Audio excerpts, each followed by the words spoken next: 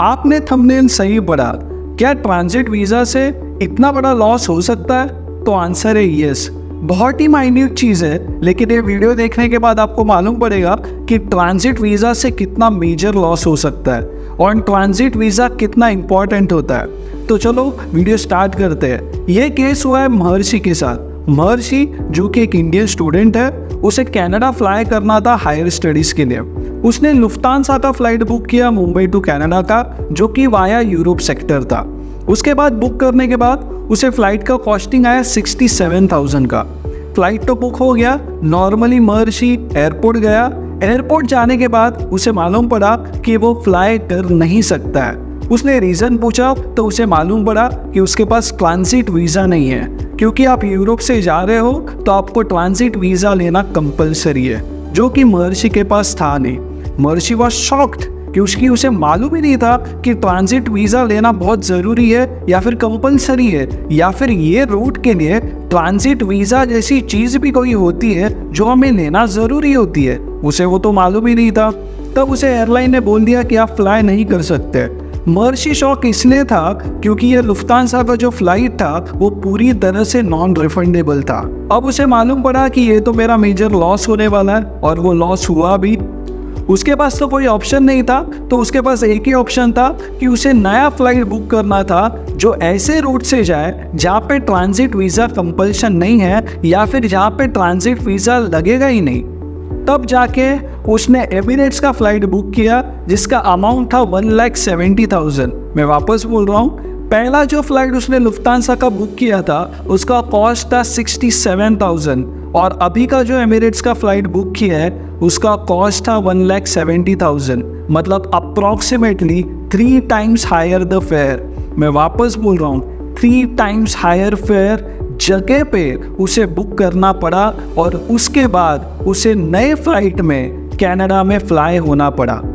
अब महर्षि को तो लगा ये तो बहुत बड़ी नाइंसाफ़ी है, क्योंकि ये रूट पे ट्रांजिट वीज़ा आता है या फिर लगता है ये उसे मालूम ही नहीं था, ना एयरलाइंस ने उसे कहाँ पे बोला था। तो महर्षि ने सोचा कि मैं ये लीगल केस में लेके जाऊंगा और उनके ऊपर एक लीगल केस फाइल करूंगा, और उसने वो किया भी।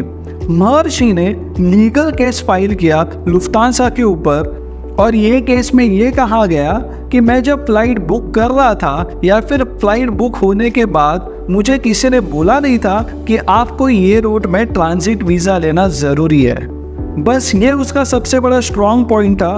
कोर्ट ने ये चीज़ मानी, और वो एयरलाइंस को भी बोला कि अगर वो कनाडा फ्लाई कर रहा है तो उसके पास कनाडा का वीज़ा तो है, लेकिन जो रूट से वो फ्लाई कर रहा है उसके ऊपर अगर आपको ट्रांजिट वीज़ा लेना ज़रूरी है तो क्या आपने ये कहाँ पे स्पेसिफिक मेंशन किया था?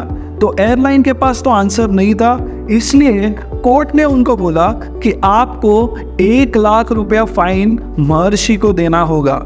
आप बिलीव नहीं करोगे, लुफ्तांसा एयरलाइन को 1 लाख रुपए का फाइन महर्षि को देना पड़ा, प्लस उसका 67,000 जो उसने पे किया था फ्लाइट बुक करने के लिए वो भी उनको रिफंड करना पड़ा। महर्षि को तो उसका रिफंड मिल गया, लेकिन ऐसे बहुत सारे स्टूडेंट्स हैं, ऐसे बहुत सारे लोग हैं जिनको मालूम ही नहीं है कि कौन से रूट से जाने के बाद आपको ट्रांजिट वीज़ा लेना कंपलसरी है। अब मैं आपको सिर्फ 2 सवाल पूछूंगा और मैं उसका जेन्युइन आंसर एक्सपेक्ट करता हूं आपसे। फर्स्ट, महर्षि ने जब जगह पे 1,70,000 का एमिरेट्स का फ्लाइट बुक किया, क्या सबको वो फ्लाइट बुक करना ऑन द स्पॉट पॉसिबल है?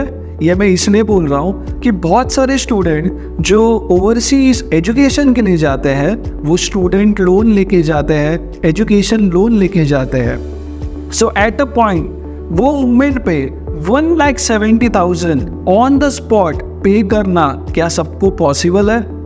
दूसरा सवाल, महर्षि ने तो लीगल एक्शन ले लिया, लेकिन जो लीगल एक्शन लिया है वो सिर्फ वर्ड बोलने के लिए छोटा है, लेकिन एक्चुअल में उसमें मेंटल हैरेसमेंट कितना है? अब मेरा सेकेंड क्वेश्चन ये है, जब आपके ऊपर ऐसा केस या फिर ऐसा इंसिडेंट आप फेस करोगे तब क्या आप लीगल मैटर में जाओगे? क्या आपके पास इतना टाइम है? क्या आपके पास आपका फाइनेंशियल बैकग्राउंड इतना स्ट्रांग है कि आप पैसा तो डाल रहे हो, आपका टाइम भी इन्वेस्ट कर रहे हो, और दूसरी इंपॉर्टेंट बात, आपको श्योरिटी भी नहीं है कि केस आप ही जीत जाएंगे। ये सब चीज़ों के ऊपर मेरे पास एक सोल्यूशन है, और ये सोल्यूशन ये है कि अगर यही आपको अगला फ्लाइट बुक करना है तो सही ट्रैवल कंपनी से बुक कीजिए। उनकी एक्सपर्टीज का नॉलेज वो आपको शेयर करेंगे, प्लस आपको फ्लाइट भी ऐसी देंगे जहाँ पे ट्रांजिट वीज़ा नहीं लगेगा। अगर आपको भी कोई ऐसा फ्लाइट बुक करना है जिसमें आपको कन्फ्यूजन है या फिर आपको पता नहीं है कि ये रूट में ट्रांजिट वीज़ा आता है नहीं आता है, प्लस आप ये सिर्फ मत देखिए कि आपको कोई इन्फॉर्मेशन देगा कि आप ये रूट से जाइए और आपका फ़्लाइट बुक कीजिए, उसमें भी माइन्यूट चीज़ें बहुत सारे हैं कि आपका कोड शेयर फ्लाइट है, आप जो वाया एयरपोर्ट से फ्लाई कर रहे हो उसमें कोड शेयर फ्लाइट आ रहा है क्या वो जो लगेज है वो डायरेक्टली शिफ्ट हो रहा है क्या, बहुत सारे माइन्यूट चीज़ें होती है। इसलिए अगर आपको नेक्स्ट फ्लाइट आपका बुक करना है और आपको कंफ्यूजन है कि वो फ्लाइट कैसे बुक करना है, कौन से रूट से करना है, तो दिए हुए नंबर पे कॉल कीजिए और आपका नेक्स्ट फ्लाइट बुक कीजिए। अगर आपका भी कोई ट्रांजिट वीज़ा का एक्सपीरियंस है तो आप ज़रूर हमारे कमेंट बॉक्स में शेयर कीजिए, ताकि सब लोगों को मालूम पड़े कि ट्रांजिट वीज़ा का कौन से रूट पे आपने कौन सा प्रॉब्लम फेस किया था, जिससे सबको और इन्फॉर्मेशन अच्छे से मिल जाए। अगर आपको वीडियो अच्छा लगा हो तो ज़रूर इस वीडियो को लाइक कीजिए, हमारे चैनल को सब्सक्राइब कीजिए, वीडियो शेयर करना मत भूलिए। तब तक के लिए आप सभी को दिल से धन्यवाद।